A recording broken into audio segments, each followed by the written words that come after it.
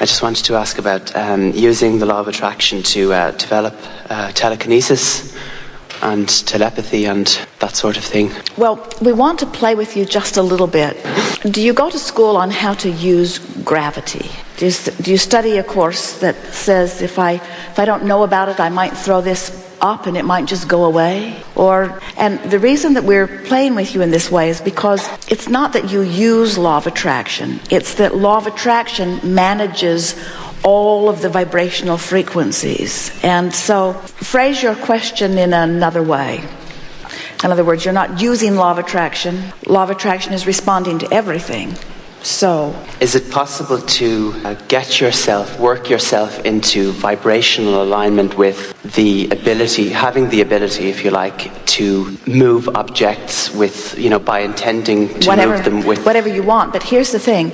What you're really talking about is how can I utilize my guidance system? Because that process of recognizing things, it's about managing energy is really what you're talking about. So anytime you focus anything purely, your focus is powerful. It's the contradiction of focus. Sometimes people say, well, my focus is scattered. They'll say, I'm working on too many things at the same time, and so I'm not powerful about anything. And we want you to know that you could simultaneously be creating in a lot of different arenas, and it's not your scattered thought or your thinking about many different things that slows you down. It's contradictory thought. It's split energy. So it's about focus, which is about, we've said for some time, if you want something and believe it, then it is. So if you can, Jerry and Esther's friend was talking about going to a spoon bending class.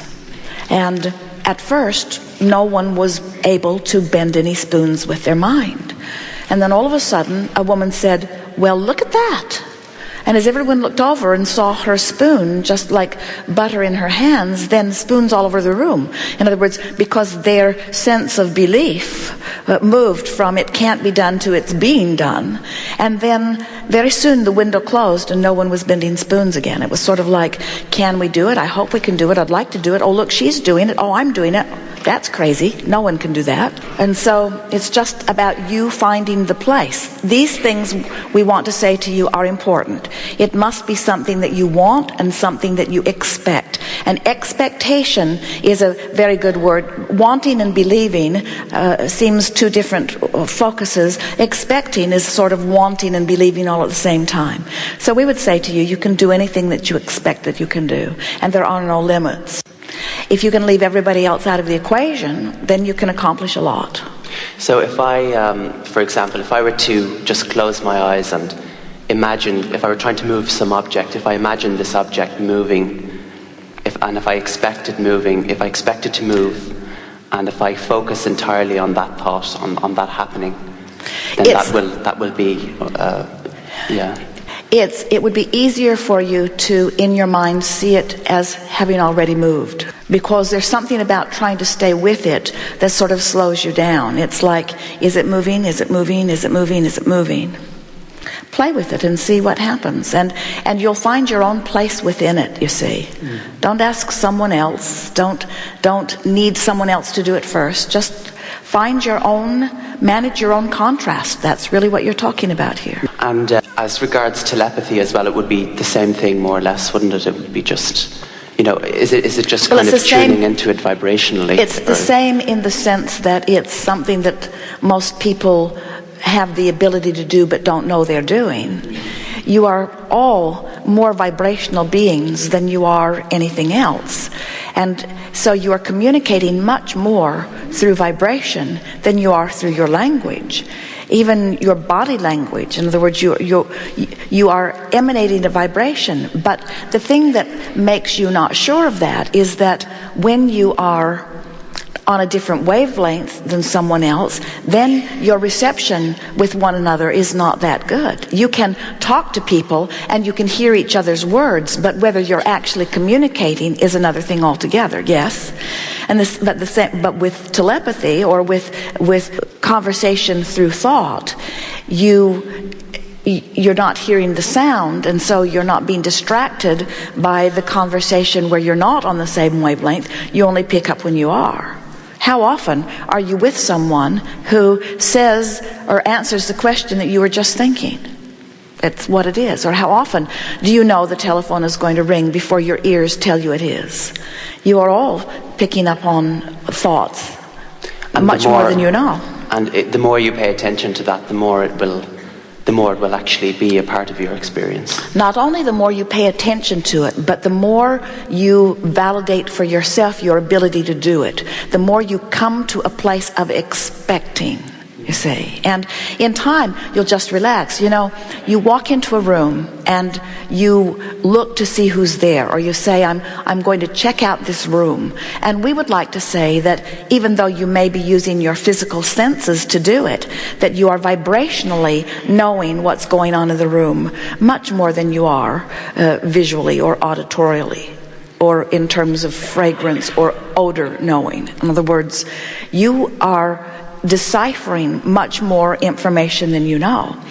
And what we're encouraging you to do is to reach for feeling good as much as you can, so that you are using whatever it is you are giving your attention to for your excuse to be in alignment with who you are, and then your abilities to understand vibrationally become far, far keener. Far keener. In other words, when you are in concert with your broader perspective, your discernment of vibrational things is much keener. So your goal, again, is joy or happiness or feeling as good as you can feel. And then that intuitive feeling will come. And it is an intuitive feeling. It's that feeling of being called forward from broader perspective, who has broader view, who knows right where everything you want is, and is leading you right along the most comfortable path, or the path of most allowance, or another way of saying it is your path of least resistance. And because Source knows the best avenue to get you from where you are to where you want to be, and even though there are many avenues, you are always being called to the avenue that would be considered best because it is the path of least resistance for you. So just like water making its way downstream, you are being called to the full fruition of not only the culmination of what you want, but a happy journey along the way. Have you ever experienced the feeling of deja vu? Where you know, you recognize it when you get there? Well, what that means, if it's happening to you, as you say, all the time, a very frequent experience, that's a very good sign for you, because what it means is you are vibrationally interpreting. So that means that you're getting into the vibrational vicinity of this future opening, and in your vibrational sense you are recognizing it vibrationally, but you can't interpret it necessarily visually at that point. You can't interpret it verbally necessarily, but there is a knowing at deep levels, and then when you walk through space and time and it unfolds, you recognize it. It's familiar because you had the experience vibrationally. Now you're having the full experience of it, you see. It's a good sign when that begins to happen. It means that you are keen to your vibration, and that you are in the vicinity of that good feeling vibration. You're close to who you really are. Good. Is it possible to get so much, to work yourself so much into alignment with your flow, your flow of life, your source flow, that you can actually stop the aging process, that you can, It's not a matter of stopping anything. It's a matter of seeing what's there and making decisions that are more pleasing to you. And the thing about that subject, the answer to that is yes, you can. But the thing about that subject that trips most people up is that it's almost always a request that you make from a knowing what you don't want. So you're sort of tripping yourself up by your pushing against aging or declining. You see the problem with that. So if you see yourself living your experience of joy exponentiating, if you like, as you go through your process of life, then you never actually see a time in the future where you're not experiencing a kind of elation that that you're living for, basically, as that's the purpose for your life.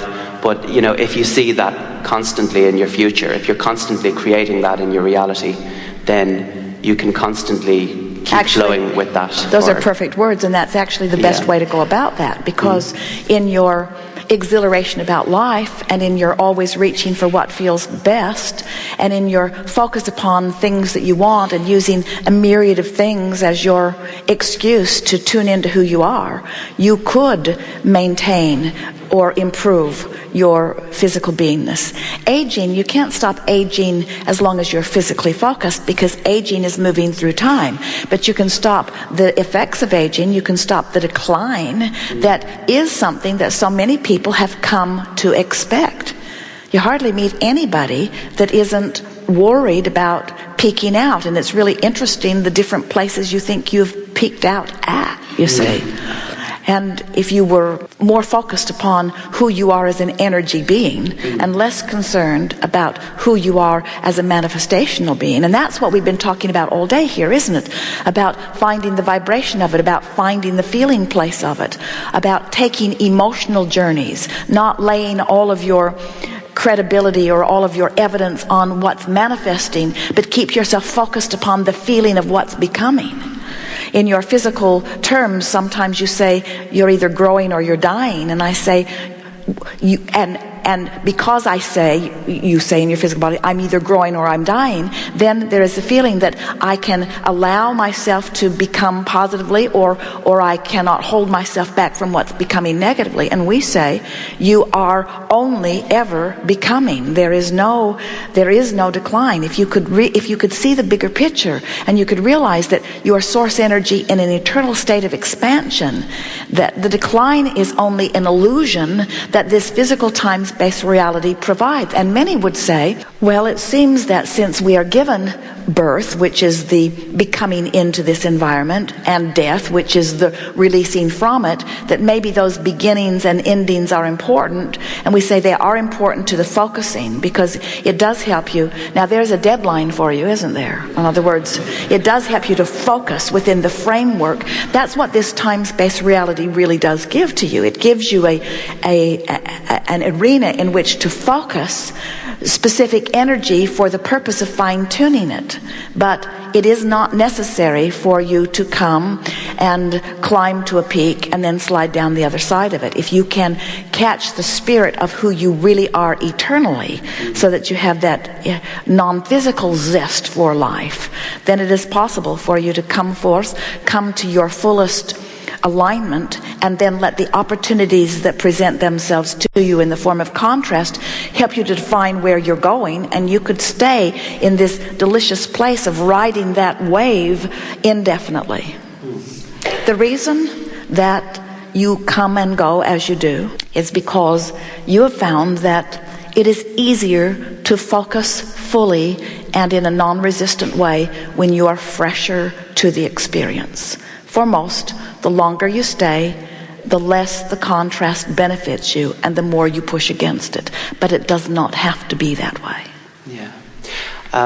Would you, on the emotional scale, you've said that depression and fear and anger and all of those kinds of emotions, they're at the one end of the scale, and they're all kind of, and then you have joy and appreciation at the other end. Of course, different things mean different things to people, but depression and despair, identical vibrations, fear right there with it.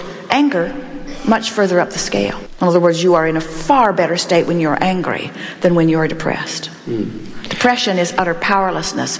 Anger, you've got some of it back and you mean to do something with it. And do those different emotional states correspond to higher and lower vibrations of frequency? Yes. So when you're in joy, you're at a much higher vibration. Yes, and the higher frequency just means less resistance. The less resistance, the higher the frequency. That's because there's more source flowing through you, I suppose. You're allowing more source to flow. Because you're allowing more source. The source is flowing to all of you. And there is this distinction that we're wanting to make. The more you live life and the more you ask, the faster your stream flows. In other words, there are those who are not asking as much, who have lived quieter lives, who live in other parts of the world, who have observed less, whose energy is not moving as fast. And there are those whose energies are moving faster. In other words, it depends upon what life is calling through you. true. But it doesn't matter what anybody else is doing. All you've got to do is manage the vibration between your asking and your allowing, you see.